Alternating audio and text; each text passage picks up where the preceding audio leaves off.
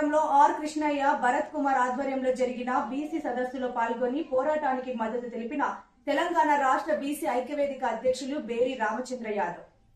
BC యువజన అధ్యక్షులు భరత్ కుమార్ అధ్యక్షతన జరిగిన ఈ బీసీ సదస్సులో ఆర్ కృష్ణయ్య జాతీయ అధ్యక్షులు ముఖ్య అతిథిగా పాల్గొని పోరాటం చేసి బీసీకి జరుగుతున్న అన్యాయాలను అరికట్టి 85% ఉన్న మన బీసీ, ఎస్సీ, ఎస్టీ, మైనార్టీస్ ఎన్నికల్లో పాల్గొని చట్టసభలో అత్యధిక మెజార్టీ సాధించే అధికారం చేపట్టాలని బీసీ సంఘాలను, బీసీ నాయకులను, బీసీ అభిమానులను కోరుతూ పోరాటానికి పిలుపునిచ్చారు. ప్రస్తుతం ఉన్న ప్రభుత్వాలను కోరుతూ పార్లమెంట్లో బీసీ బిల్లు పెట్టి 50% రిజర్వేషన్ చట్టసభల్లో అన్నిటినీ కల్పించాలని బీసీ సదస్సు ఏకగ్రీవంగా కోరడం జరిగింది. బీసీ ఉద్యోగుల్లో ప్రమోషన్ పాలసీ చేసి 50% రిజర్వేషన్ కల్పించాలని సదస్సు సభ ఏకగ్రీవ తీర్మానం చేసింది. పంచాయతీరాజ్ చట్టంలో సవరణ చేసి 34% నుండి 56% పెంచాలని, రాజ్యాంగ భద్రత కల్పించాలని కోరడం జరిగింది. బీసీల రిజర్వేషన్ పెంచడానికి జనగణనతో పాటు కులాల్లో ఉన్న జనాభా లెక్కలు తేల్చాలని కోరడం జరిగింది. క్రిమిలేయర్ను తొలగించాలని, బీసీ విద్య, ఉద్యోగ రిజర్వేషన్లు కొనసాగించాలని కోరడం జరిగింది. కేంద్రంలో బీసీ మంత్రిత్వ శాఖ ఏర్పాటు చేయాలని కోరడం జరిగింది. అధికారం కోసం 2 తెలుగు రాష్ట్రాల్లో పోరాటం చేయక తప్పదని పిలుపునిచ్చారు.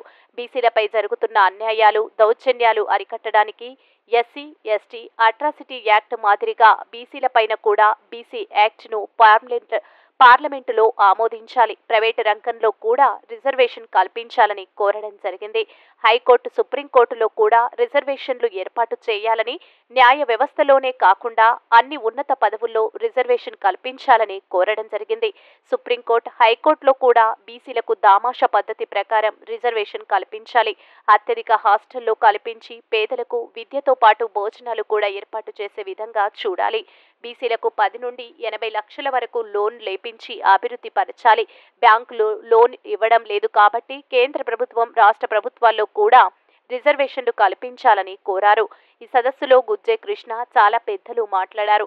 బీసీ ఐక్యవేదిక అధ్యక్షులు బేరి రామచంద్ర యాదవ్ తన ప్రసంగంలో బీసీల పార్టీ పెట్టాలని, ఆర్ కృష్ణని ముఖ్యమంత్రిని చేయాలని, పార్టీ పెడితేనే అది సాధ్యమని, అన్ని బీసీ కుల సంఘాలను, అభిమానులను మరియు అందరినీ ఏకం చేసి పోరాటం చేయడమే ఏకైక మార్గమని తెలపడం జరిగింది.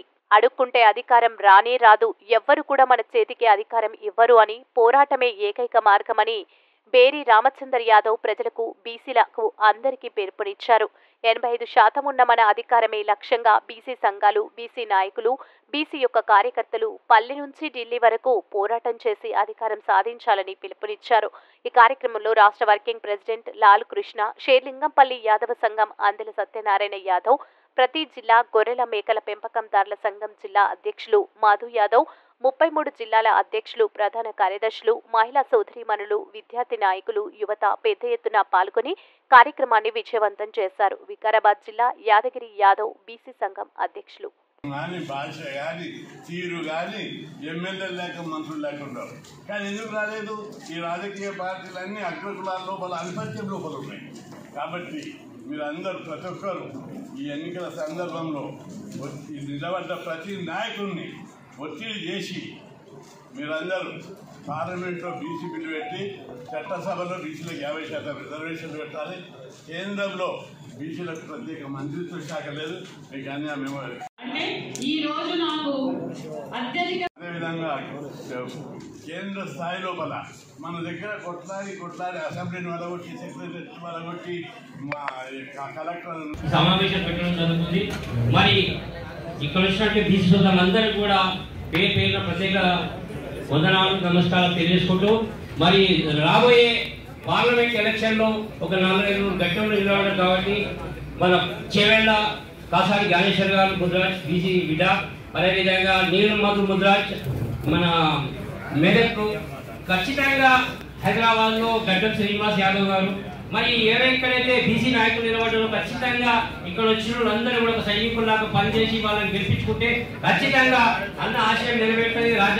మన పార్లమెంట్లో పోయి మన వాదన వినిపిస్తారు కాబట్టి, బీసీ వాదన నిలబడుతుంది కాబట్టి రాబోయే రోజుల్లో ఖచ్చితంగా ఈ 10 రోజుల్లో ఉంది ఎలక్షన్.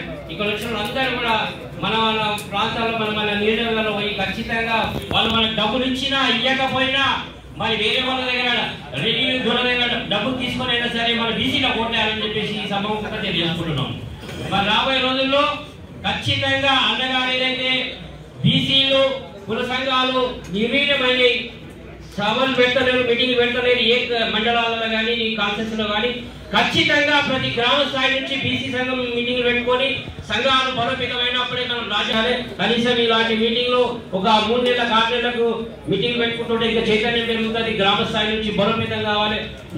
ముఖ్యంగా విద్యార్థులు కూడా ఈ ఏదైతే ఆర్కృష్ణ పోరాటం చేసిందో ఎంతో మంది ఐఏఎస్ కలెక్టర్ రైలు, ఎంఆర్ఓ రైలు, రాజకీయ చైతన్యం రావాల్సిందిగా ఉంది. కాబట్టి రాజకీయంగా మనం అందరం కూడా చైతన్యమై ఆర్కృష్ణను ముఖ్యమంత్రి చేసుకోవాలని ఈ సభాముఖంగా కోరుతాం. జై బీసీ, బీసీ ఐక్యత, బీసీ ఐక్యత.